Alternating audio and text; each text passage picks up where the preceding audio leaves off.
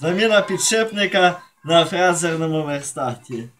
Ось такі моцні інструменти.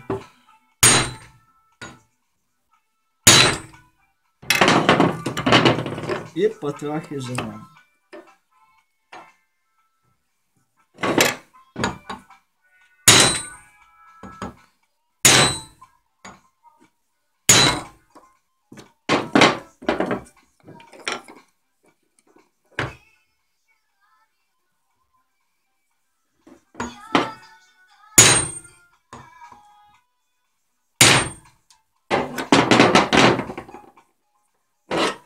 Що тугенько йде.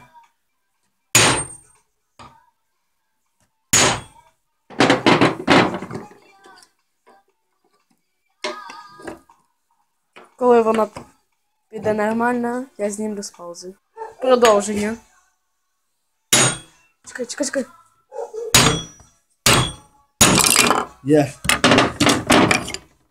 Оцей калістратський підшипник. Такий розбитий. Лифтить.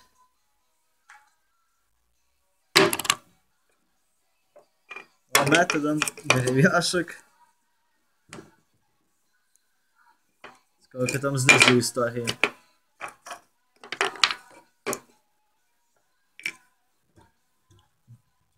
Йоп твою наліво. Там знизу ще більше розбито.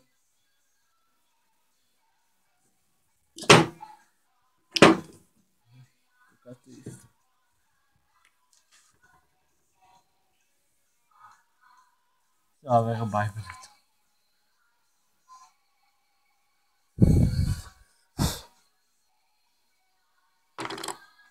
Може такі підшипники шукаються?